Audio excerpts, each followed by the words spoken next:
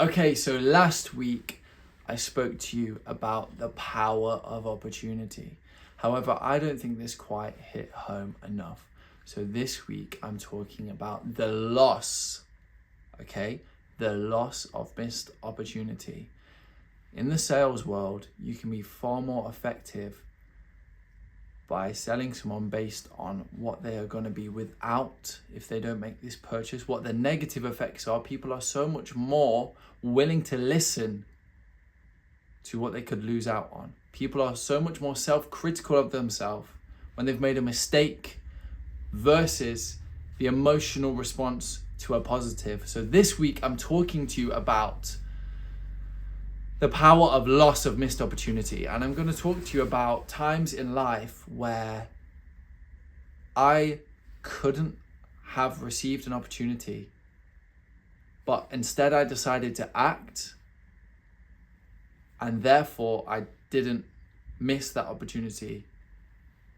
Okay, let's get right into it. So first off, hope you've had a great week between now and last week.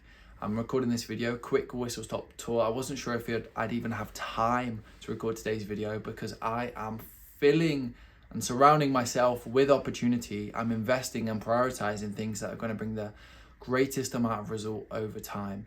Whilst I believe this personal brand will bring about incredible results in months, years, decades to come, right now, it's not bringing the numbers, the volume at this current point in time. Therefore, I'm also prioritizing other areas of opportunity and doubling down in those areas that are currently looking a bit more promising.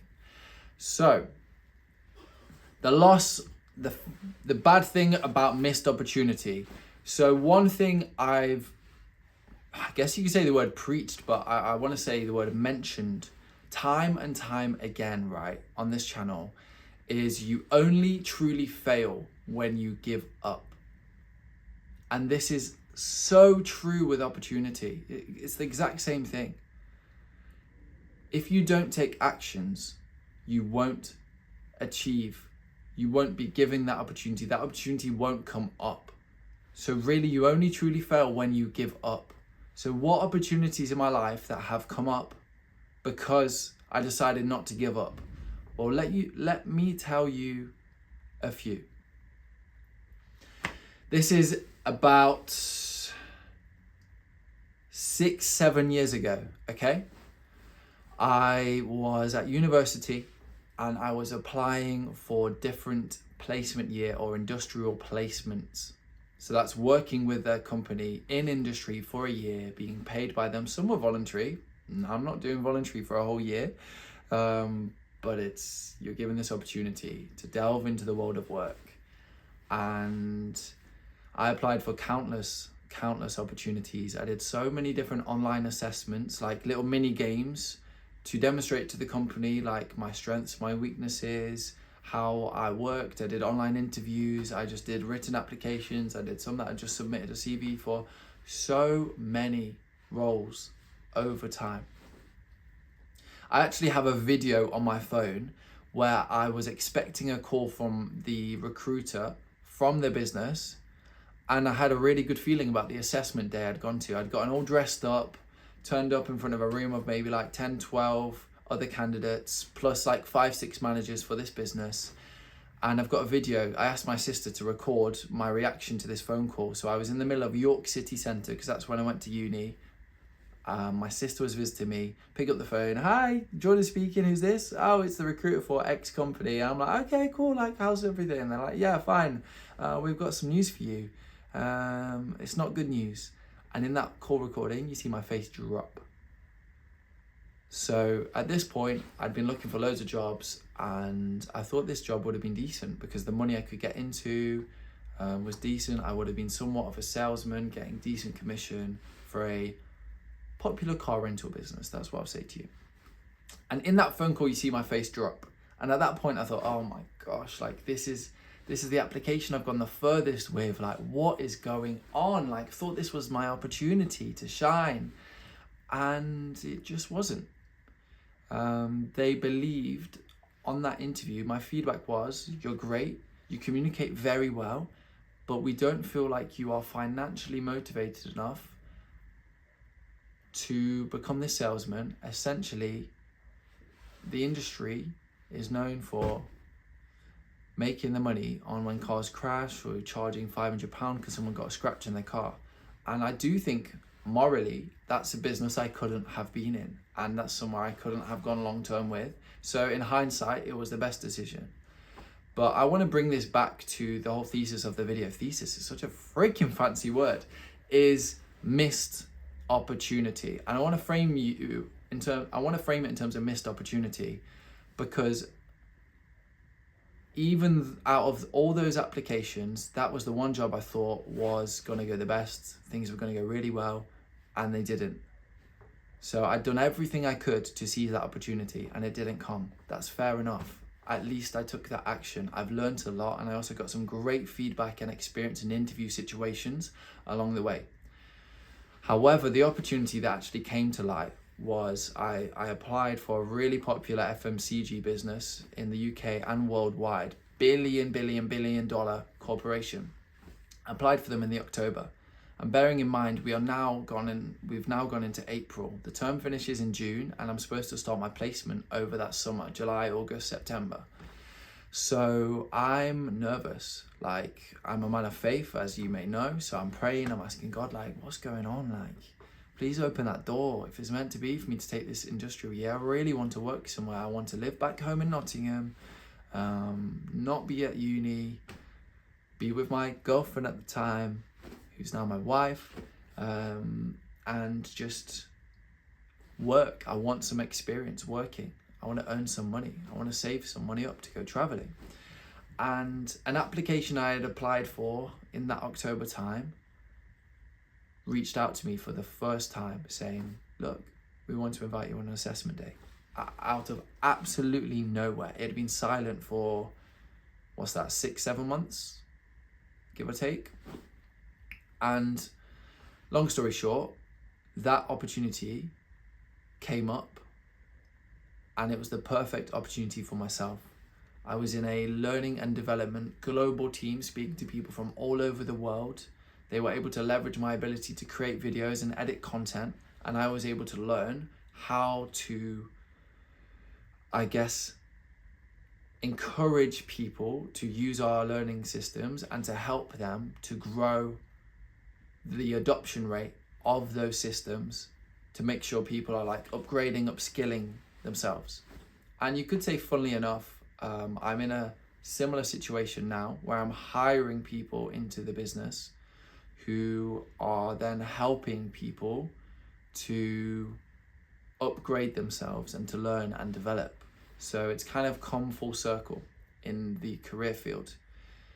In addition, I'm hiring people. The last role I did 2 years ago in the corporate world, I was hiring people, but now it's more of it is a fully remote role. Whereas before, what I hated was I was in an office all the hours of the day. But if I didn't seek that opportunity back then, I wouldn't have the skills and the know-how to have this opportunity right now. And I want to touch on the opportunity right now even more in detail. So how it actually came about, okay? I used to stream on Twitch. You can scroll down to my videos to the earliest video. I've got a video on there where I packed Ronaldo. I've got a video on there when I did a 24-hour live stream for charity, etc. So the proof is there. Whilst I used to live stream, I got to know a guy from America. I'm about to sneeze. I got to know a guy called America. We became good friends and we stayed in touch ever since. This guy went on to grow very successful businesses and to hire lots of people and to do very well for himself.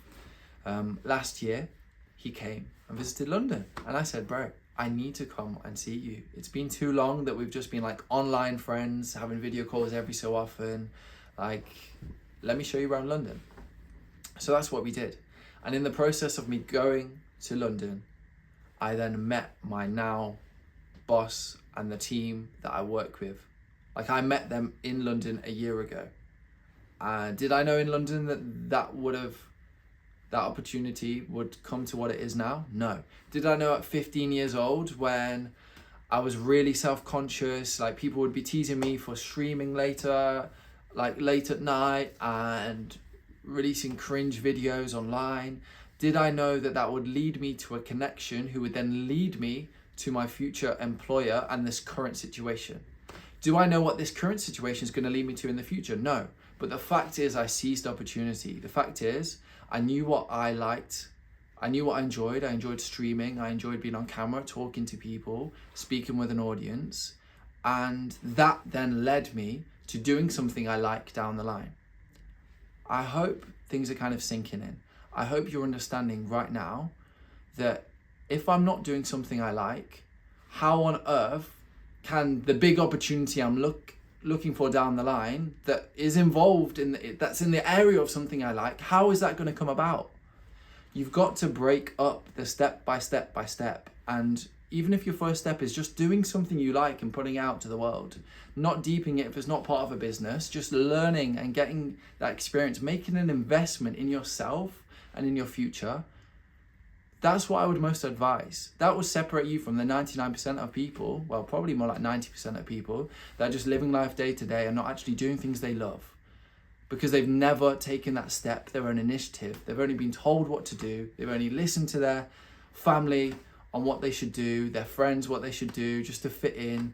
They've only spent ridiculous monies on flexing X, Y, and Z to look good and look great. They've not actually deeped it. When I say deeped it, that's like UK slang for like thought about it. In the grand scheme of life, what really matters? Is it having a free life? That's why I started this brand. I am free. I believe it's so important to live in freedom.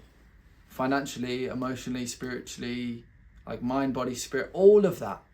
I believe you should be free. And that's part of like the brand I'm trying to grow and develop, is speak about freedom. But I believe in order to have that freedom, you have to seek opportunities. You have to take risks, and you only fail when you give up. So please, right now, please, like, I don't care if you zoned out for the past, however, how long have we been recording? I can't even see. 10 minutes, I'd guess. I don't care if you zoned out, but what I want you to do right now is write down, what do I love? What is one thing I could take up right now in the area that I love that would be considered an investment? That's all I want you to do. Simple as that. And that's what I'm going to leave you with. Don't think about the power of opportunity. Think about the power of lost opportunity, the loss of missed opportunity. Allow that fear of not becoming your ultimate version of yourself and missing opportunities, missing friendships, missing connections, missing incredible finances, missing the best, being in the best shape of your life or being emotionally healthy. Like, imagine you missing all of that because you didn't take action. And right now, I want you to take action. Let's go. That's it from me. Monday, 4 p.m. Every week has a new video. And on Instagram, I give you some daily updates. So make sure to follow on there. Thank you so much and take care.